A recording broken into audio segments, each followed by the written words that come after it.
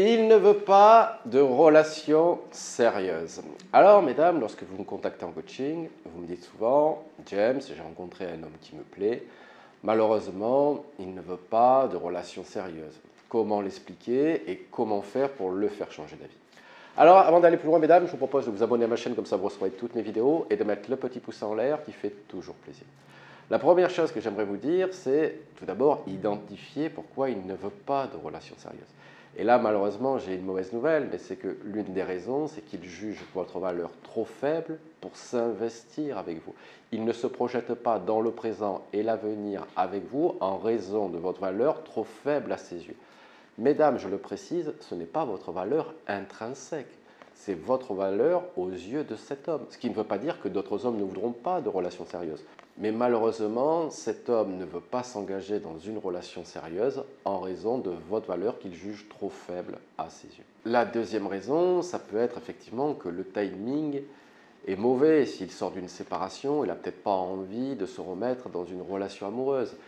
Bien souvent également, quand c'est une question de timing, c'est qu'il a d'autres envies ou attentes cachées. C'est plutôt que cet homme a envie de butiner, de ne pas se prendre la tête, d'avoir des rapports charnels à faible investissement, c'est-à-dire sans engagement, vous laissant croire parfois que peut-être il changera d'avis. Malheureusement, vous faites les frais à vos dépens que lorsqu'une relation commence en étant uniquement sexuelle, il est quand même très rare qu'elle se transforme en relation sérieuse. Puisque, je vous le redis, c'est le point 1, cet homme, dès le départ, a jugé votre valeur. Et comme il la trouve insuffisante pour une relation sérieuse, il choisit plutôt de butiner ou d'avoir des rapports charnels avec vous à faible investissement. Et la troisième raison potentielle, c'est qu'il peut voir chez vous des défauts rédhibitoires. Il peut avoir eu ou avoir un niveau d'intérêt pour vous. Malheureusement, il s'aperçoit qu'il y a des défauts, des contraintes qui vont l'empêcher de se projeter à plus long terme avec vous. Peut-être que dans le présent, il est très bien, mais peut-être qu'il ne se voit pas, je vais prendre l'exemple, dans le cadre d'une beau-parentalité si vous avez des enfants. Également, ça peut être des défauts si vous êtes trop jalouse, si finalement vous avez une capacité au drama facile. Vous voyez, tous ces petits défauts, malheureusement, malgré son niveau d'intérêt qu'il avait ou qu'il a pour vous, lui font dire que s'inscrire dans une relation à plus long terme avec vous va être compliqué. Maintenant, l'erreur que vous faites souvent dans ce cadre-là, c'est que vous allez vouloir forcer l'interaction, mettre la pression à cet homme pour être en couple. Je vous le redis, la séduction, c'est du fun et du léger. Si vous mettez la pression à un homme, si finalement vous voulez cadenasser la relation avec le mot couple, ça le fera fuir, puisque finalement ça lui mettra trop de pression. Finalement, vous allez enlever le côté cool, le côté fun qu'il y avait entre vous pour donner un côté trop sérieux, un côté avec de la pression. Également, une autre erreur que vous faites souvent, c'est d'avouer vos sentiments. Là, ici, ce n'est pas une question de sentiment, je vous l'ai dit, c'est soit une question de valeur, soit une question de défaut, soit une question de timing. Donc vous voyez qu'il ne sert à rien de miser sur les sentiments ou d'avouer vos sentiments. Cet homme le voit très bien que vous l'aimez bien. Si vous voulez une relation sérieuse avec lui, cet homme se doute bien que vous avez un niveau d'intérêt qui est élevé. Donc avouer ses sentiments, finalement, ne fera que lui mettre une pression supplémentaire parce que, je vous le dis, il n'est pas au même niveau d'intérêt que vous. Il ne souhaite pas s'engager avec vous. Et la troisième erreur, c'est vouloir verbaliser, vouloir se justifier, vouloir convaincre cet homme que vous êtes la bonne personne pour lui. Mesdames, soit c'est un abruti fini et posez-vous la question de savoir pourquoi vous voulez une relation sérieuse avec lui, soit finalement il sait très bien ce qu'il fait, il sait très bien ce qu'il veut et rien ne sert de le convaincre. On ne se met pas en couple avec de la verbalisation, on ne se met pas en couple parce que l'autre nous a convaincus sur un aspect logique. Non, tout cela se fait sur un aspect émotionnel, de l'aspect du ressenti. Encore une fois, que ce soit les trois cas possibles, les défauts, votre valeur ou le mauvais timing, cet homme a jugé votre valeur et de l'opportunité ou non de s'inscrire dans une relation sérieuse avec vous. Bien souvent, quand vous me dites ça, finalement, vous avez un mauvais état d'esprit face à la situation. La problématique, je vous le dis, mesdames, c'est que vous idéalisez cet homme ou vous idéalisez la relation. Bien souvent, lorsque je vous ai en coaching, vous m'avouez que vous connaissez à peine cet homme. Vous l'avez vu 2, 3, 5, 10 fois, pas plus, mais vous ne connaissez pas son essence même, vous ne connaissez pas ses attentes, ses envies, ses besoins, ses caractéristiques finalement. Et vous déjà, vous mettez la pression pour être en couple. Cet homme va être surpris parce que Bien souvent, ce que vous ne comprenez pas, c'est que les hommes sont des diesels en termes d'investissement émotionnel et en termes de relations amoureuses. Donc, ce qu'il faut faire, plutôt que de forcer son rythme, c'est que vous devez aller au même niveau, au même rythme plutôt que cet homme. Et si ce rythme ne vous convient pas, il faut savoir se retirer de l'équation. Parce que si vous lui mettez la pression, peut-être qu'il va le faire une fois ou deux pour vous faire plaisir, mais finalement, ça va être contraignant, finalement, ça va être oppressant pour vous et ça ne durera pas longtemps. Donc, c'est s'adapter au niveau d'intérêt de l'autre et monter crescendo ensemble. C'est comme ça que ça peut fonctionner et non pas en mettant encore une fois la pression et surtout en idéalisant cet homme qui finalement vous le connaissez à peine.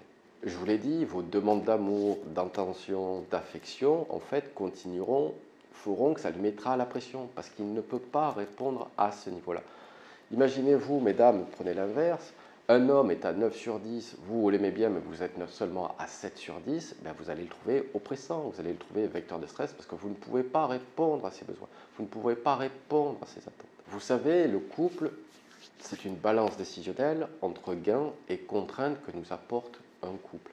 Finalement, si cet homme ne veut pas de relation sérieuse, c'est qu'il juge les contraintes et les gains, les contraintes trop supérieures et les gains trop inférieurs pour une mise en relation. Tout le monde fait comme ça. Vous savez, on ne se dit pas, cette personne est trop bien pour moi, je ne vais surtout pas me mettre avec elle. Non, ça n'existe pas. C'est cette personne ne vous juge pas assez bien pour elle, juge qu'elle peut avoir mieux, juge que finalement le timing n'est pas le bon, il n'a pas envie de s'investir pour le moment. Et c'est pour ça que je vous dis que les contraintes sont supérieures aux gains. C'est pour ça qu'il n'y a pas couple ou non mise en couple. Également, ce que vous devez comprendre, c'est que c'est l'investissement, on tombe souvent amoureux de l'investissement que l'on met dans l'interaction, que l'on met dans la séduction. Bien souvent, quand on en parle en coaching, mesdames, vous faites tous les investissements, vous faites tous les pas vers cet homme. Finalement, vous lui mâchez tout le travail, il n'a pas besoin de s'investir. Donc, comment voulez-vous qu'un homme tombe amoureux s'il ne s'investit pas? Je vois déjà dans les commentaires, parce que vous me dites en coaching, oui, mais si je ne fais pas de pas vers lui, il ne va pas en faire. Déjà, premièrement, vous n'en savez rien. Et deuxièmement, c'est sûr qu'en faisant tous les pas vers lui, ben, forcément, vous allez faire que le repousser. Ça ne marchera pas. Vous devez prendre ce risque-là. Mesdames, on ne peut pas être en couple dans une relation qui soit déséquilibrée, qui soit dysfonctionnelle. Ça ne sert à rien. C'est soit vraiment il ne veut pas de relation sérieuse et donc vous devez lâcher l'affaire et passer à autre chose, soit vous devez prendre un peu de distance, le laisser s'investir, devenir beaucoup plus joueuse, fun, détachée, finalement apporter un plus dans la vie de cet homme plutôt que d'arriver avec votre incomplétude, plutôt que d'arriver avec votre envie de couple, votre besoin d'amour, votre besoin d'attention qui ça fera fuir. Et également, je ferai un point avec vous sur le sexe et l'engagement. Bien souvent, vous pensez que vous allez faire tomber amoureux un homme par le sexe. Non, le sexe est un plus, bien évidemment. Il vaut bien évidemment une compatibilité sexuelle, que ce soit dans les besoins, les attentes et les envies. Mais encore une fois, si vous donnez des rapports charnels à un homme sans qu'il s'investisse, pourquoi voulez-vous qu'il s'investisse plus? Donc, ne surestimez pas le pouvoir du sexe pour faire tomber un homme amoureux. Bien évidemment que ça peut aider, mais c'est surtout vos qualités qu'il détecte, la projection qu'il se fait de la relation, est-ce qu'il se projette dans le présent et dans l'avenir avec vous, et la valeur que vous incarnez à vos yeux, et non pas lui donner du sexe, on va dire, quand il le souhaite ou quand il en a envie. Également, un autre point que j'aimerais aborder avec vous, c'est le faire versus le être. Bien souvent, quand il y a ce cas-là, vous voulez être avec cette personne. Non, ce qu'il convient, c'est faire avec cette personne. Dans le être, ça tue l'attraction et le désir. C'est créateur de routine. Finalement, il n'y a rien de mieux pour créer de l'ennui et pour ne pas se projeter. Alors que dans le faire, on se crée des souvenirs. Dans le faire, on crée de la taquinerie. Dans le faire, on crée de la complicité, du rire, du fun. C'est ça que vous devez faire. C'est faire avec cet homme pour qu'il se dise qu'avec vous, c'est spécial. Avec vous, c'est particulier. Avec vous, c'est différent de tous les autres femmes. Finalement, c'est ça qui va le pousser à s'engager dans une relation sérieuse, parce qu'avec vous, vous êtes complice, avec vous, c'est du plus, avec vous, vous entendez à merveille, avec vous, il y a du rire. Et vous voyez bien que c'est complètement différent que de miser sur les sentiments, avouer son incomplétude et mettre la pression à l'autre. Et enfin, je vous l'ai dit, c'est être beaucoup plus joueuse, détachée, arrêter de vouloir cadenasser la relation. Ça ne veut pas dire aller voir ailleurs. Ça veut dire qu'il n'y a pas de définition du mot couple, chacun a son indépendance, chacun à ses besoins, ses attentes et ses envies. Ce qui va compter encore une fois, c'est votre capacité à être de bonne humeur, enthousiaste, à le taquiner, à être drôle et non pas en demande et non pas en attente. Allez mesdames, je compte sur vous pour mettre ça en place. Si vous avez besoin, n'hésitez pas à prendre une séance coaching, le lien dans la description. Abonnez-vous à ma chaîne pour recevoir toutes mes vidéos et je vous dis à très bientôt avec James D.